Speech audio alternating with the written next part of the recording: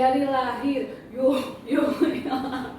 Jadi tema kita kali ini sangat menarik, be yourself and never surrender. Dan lagu tadi sangat suka banget karena memberi sesuatu yang positif bagi kita. Kita kece dari lahir, amin. Nah, pernah nggak sih mengidolakan seseorang yang dikarenakan kepiawaian orang itu, misalnya keindahan suaranya, body goals banget, itu misalnya Raisa dengan suara indahnya, laras cantiknya, suami gantengnya, suamiku juga ganteng, boy band, girl band, yes, fix pernah. Dan kita mungkin mencoba mengikuti atau menyamai orang itu dalam melakukan aktivitasnya, apa yang dipakai, model rambutnya, model pakaiannya. Nah, saya juga suka cari inspirasi fashion dari orang-orang yang bagi saya menarik, tapi back to myself, disesuaikan sama karakter. Jadi not pure copy paste 100%. Nah, banyak orang juga yang ingin dirinya seperti orang lain, lalu berusaha menjadi fotokopi dari orang tersebut. Ambil contoh, sebaik-baiknya dokumen hasil fotokopi atau scan, secanggih apapun alatnya, selalu lebih baik dokumen aslinya. Nah, Tuhan juga tidak menginginkan kita menjadi tiruan orang lain. Kita berbeda dan unik. Tuhan membentuk kita dalam rahim ibu kita dengan keunikan tersendiri, amin. Dan kita adalah produk asli dari Allah dalam Kristus dan bukan fotokopi dari orang lain. Nah, kita baca Mazmur 139 ayat 13 sampai 14. Sebab engkaulah yang membentuk buah pinggangku, menenun aku dalam kandungan ibuku. Aku bersyukur kepadamu oleh karena kejadianku dahsyat dan ajaib.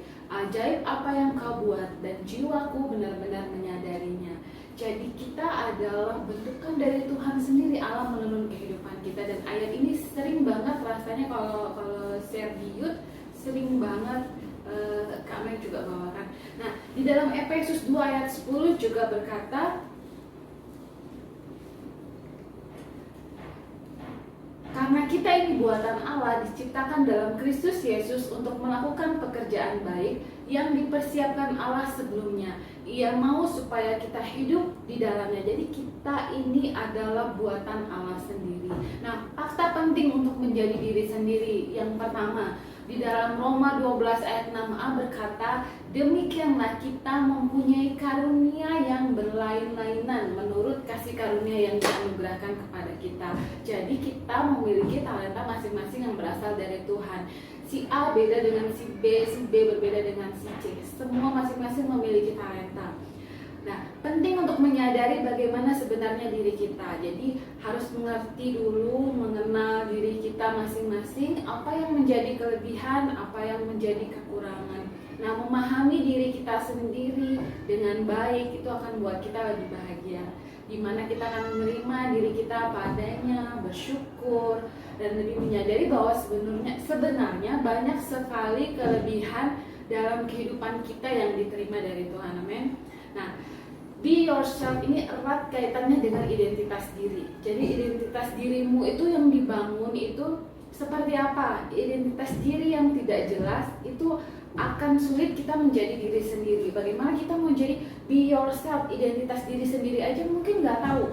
Dan mungkin di bulan-bulan sebelumnya juga saya sharing tentang nilai diri dengan menyinggung juga soal identitas ini, betapa pentingnya kita sebagai anak muda itu punya identitas diri. Nah, identitas ini yang memberi kita kekuatan untuk kita bisa be yourself, be myself, be yourself, percaya diri dan menjadi teladan. Nah, identitas seperti apa yang ingin kita bangun atas diri kita? Yang pasti kita unik, kita berharga dan tidak perlu menjadi serupa dengan dunia ini, menjadi orang lain untuk kita diterima dalam suatu komunitas. Jadi bangun keberhargaan diri dari apa kata Tuhan tentang kita. Dan teman-teman, ini saya mau share sedikit tentang bagaimana kita itu membangun kebiasaan dari identitas. Check it out. Membentuk kebiasaan dengan identity based habit. Apa itu habit? James Clear dalam bukunya Atomic Habit bilang kalau habit adalah rutinitas atau kebiasaan yang dilakukan secara reguler dan biasanya dia otomatis. Misalnya nih, habit untuk melakukan olahraga setiap setiap hari atau habit untuk membaca Alkitab 3 pasal setiap hari. Nah, orang-orang yang udah ngejalanin habit ini akan merasa bahwa ada yang kurang kalau nggak ngelakuin itu, dan karena hal itu sudah tertanam dan jadi semacam muscle memory, jadi badan dan pikiran kamu udah secara otomatis aja ngelakuin si habit ini. Dan perlu diketahui juga, habit ini bisa berarti kebiasaan yang sifatnya baik atau buruk. Rutinitas apa yang biasanya dilakuin tanpa sadar? Misalnya nih, buka akun media sosial everyday, baca buku, dan kebiasaan-kebiasaan lainnya yang merupakan habit kamu. Habit kecil itu punya dampak besar. Mengutip hitungan di Atomic Habit-nya James Clear, secara matematis kalau kamu jadi orang yang lebih baik 1% aja setiap harinya, di akhir tahun kamu akan jadi orang yang 37 kali lebih baik dibanding awal tahun. Dan kalau kamu dalam sehari makin jelek 1%, di akhir tahun penurunanmu itu cuma mendekati 0 alias nggak ngaruh-ngaruh amat. Jadi punya habit itu mau bikin kamu always win, selalu menang. Karena kalaupun ternyata habit kamu nggak berpengaruh, kamu nggak bakalan jadi orang yang buruk. Meski begitu, jangan pakai ini jadi alasan buat kamu malas-malasan ya. Soalnya dampak dari ngelakuin habit itu bertingkat. Misalnya nih, kamu terbiasa jadi orang yang menunda-nunda sesuatu. Kalau itu cuma dilakukan 1 kali, mungkin kamu masih punya sisa hari buat ngerjainnya sampai sebelum deadline. Dan ini nggak terlalu berpengaruh ke lingkungan kamu. Tetapi kalau itu jadi sebuah kebiasaan, hidup kamu bakalan jadi toksik. Ini bisa kebawa ke pekerjaan profesional, ke lingkungan belajar, ke lingkungan keluarga, dan bisa jadi nanti teman sekolah, teman kantor, klien, atasan, saudara, orang tua pikir kamu orang yang gak becus. Sebagai pribadi gawat kan, impact-nya bisa ke penilaian terhadap kinerja kamu, kepribadian kamu. Nah, identity based habit, ketika kamu udah paham tentang apa itu habit dan seberapa bergunanya habit itu, sekarang kita masuk ke satu poin penting tentang identity based habit. Nah, ini contoh habit yang sering banget kita dapetin kalau kita nanya ke orang, habit kamu apa? Aku biasa baca buku, aku biasa main gitar setiap hari, aku biasa olahraga setiap hari. Dan juga misalnya di setiap awal tahun selalu bikin resolusi, aku pengen jadi kurus, aku pengen makin intim sama Tuhan, makin dekat sama Tuhan, aku mau tambah kuat. Nah, kebiasaan-kebiasaan ini adalah contoh habit yang berfokus pada hasil dan bukan identitas. Nah, ada 3 pendekatan untuk membentuk kebiasaan. Yang pertama, fokus pada hasil. Yang kedua, fokus pada proses. Yang ketiga adalah fokus pada identitas, membentuk identitas. Jadi dalam ngebuat suatu kebiasaan, ada 3 lapisan hal tadi yang dapat kita pakai. Nah, jika kamu fokus pada hasil apa yang ingin dicapai, misalnya nih mau jadi kurus, pengen jadi kuat, pengen jadi intim sama Tuhan. Atau yang kedua, fokus pada proses, jadi bagaimana cara mencapainya. Misalnya nih, untuk jadi kurus tentu harus makan sayur, makan buah, ganti sarapan, olahraga. Itu fokus pada hasil dan proses. Nah, 2 pendekatan ini biasanya nggak bertahan lama karena cuma menyelesaikan masalah di lapisan luarnya aja. Sementara ketika fokus pada identitas, membangun identitas itu adalah hal paling dalam dari diri kita. Kamu mau dikenal sebagai orang seperti apa?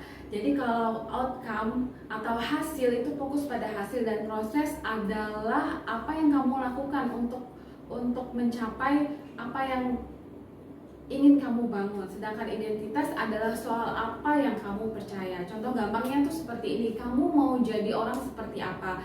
Jadi tips supaya kebiasaan ini bisa bertahan lama adalah bagaimana kita fokus pada identitas diri yang mau kita bangun.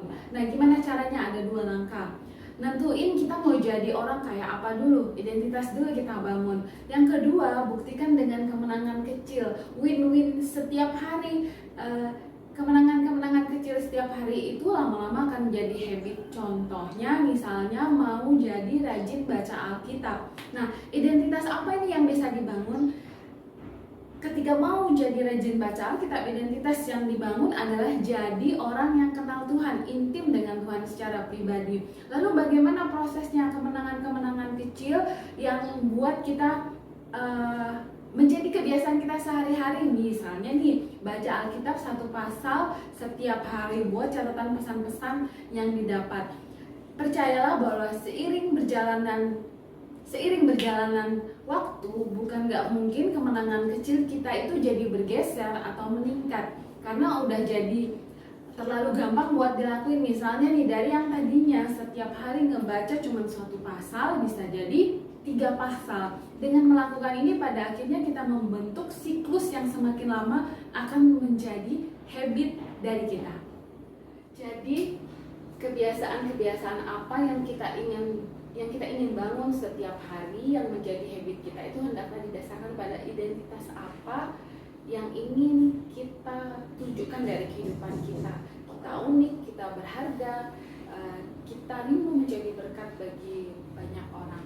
Nah, selain itu kita juga perlu untuk be yourself, menjadi diri sendiri, itu mengenali kekuatan dan kelemahan kita. Jadi mengapa kelebihan kita itu kadang terpendam jauh? Karena kita jarang mendengarkan diri kita sendiri. Kita sibuk aja melihat yang heboh di luar kita, sehingga kita itu sampai lupa bahwa ada yang sangat berharga dalam diri kita yang perlu kita asah dan kita kembangkan. Jadi begitu banyak peluang yang terbuang dan begitu banyak keluhan mengenai ketidakmampuan. Misalnya nih, saya terlalu kecil untuk pekerjaan itu, saya kurang menguasai bidang itu, saya tidak berani menghadapi orang banyak, tempat itu terlalu jauh untuk dicapai. Pokoknya kita tuh orang yang paling banyak alasan mungkin ya selama ini, terlalu yang rendah diri. Apalagi kita orang Indonesia ini yang kadang terlalu sopan, terlalu merendah. Padahal kita nggak tahu, mungkin berkat Tuhan itu bisa jadi ada di sana. Nah, Alkitab itu pun penuh dengan kisah orang-orang yang memiliki berbagai kekurangan dan kelemahan. Tetapi iman mereka akan Allah dan kemampuan yang mereka miliki itu telah membantu mereka melakukan hal-hal besar yang menuntut mereka pada sukses dan keberhasilan dalam pelayanan. Contohnya ada Elia, ada Musa, ada Daud. Elia itu di dalam Yakobus 5 ayat 17 berkata bahwa Elia adalah manusia biasa sama seperti kita. Dia manusia biasa sama seperti kita, dan ia telah sungguh-sungguh berdoa supaya hujan jangan turun, dan hujan pun tidak turun. Artinya Elia pun orang yang sama seperti kita, tapi dia sungguh-sungguh berdoa, sungguh-sungguh mengandalkan Tuhan, iman percayanya kepada Tuhan. Musa pun juga orang yang paling lembut hati, dan menghadapi bangsa Israel pun menjadi marah, tapi Musa tetap dipakai oleh Tuhan. Nah, teman-teman, quotes tema kita pada hari ini itu quotes yang sempat viral juga. Jadi be yourself and never surrender ini adalah quotes yang muncul saat seorang YouTuber yang dengan jutaan subscribernya itu membuat giveaway, dan saat seorang yang mendapatkan giveaway itu memberikan komentar, dan komentar itu menjadi viral. Saking viralnya itu malah YouTubernya itu malah jadi sadar bahwa untuk menggait followers itu tidak dengan giveaway, tapi dengan konten-konten YouTube-nya sendiri yang berkualitas. Nah, mungkin banyak be yourself, jadi dirimu sendiri. Jadi si YouTuber ini sendiri sadar bahwa untuk aku nih banyak follower itu bukan apa ya, bukan hanya karena mereka ini mau hadiah dari aku, tapi karena memang konten yang aku buat ini berisi berkualitas. Jadi quotes ini sangat bagus dan sangat menyadarkan sekali si YouTuber ini. Nah, jadi pada kualitas be yourself, jadi dirimu punya nilai atas dirimu sendiri. Nah, terdapat 3 hal terakhir yang patut kita renungkan. Mungkin ini sudah sering kita baca di berbagai artikel barangkali. Yang pertama, bahwa terlalu banyak mengkritik atau melihat kekurangan orang lain, maka kita tidak akan punya waktu untuk mencintai orang lain tersebut. Dan yang kedua, terlalu banyak mengkritik atau melihat kekurangan diri sendiri, maka membuat kita tidak bisa melihat kelebihan yang telah Tuhan berikan kepada diri kita. Jadi yang ketiga, jangan suka membandingkan, apalagi membandingkan berkat atau talenta yang Tuhan berikan kepada masing-masing dari kita. Masing-masing kita punya kelebihan, punya keunikan masing-masing, dan biarlah menjadi diri sendiri, be yourself itu menjadi kekuatan kita, dengan keunikan, dengan talenta karunia yang sudah Tuhan berikan bagi kita. Dan biarlah kita tidak pernah menyerah, never surrender. Diberkatilah orang yang mengandalkan Tuhan, yang menaruh harapannya pada Tuhan. Ya, Tuhan memberkati semua anak muda. God bless you.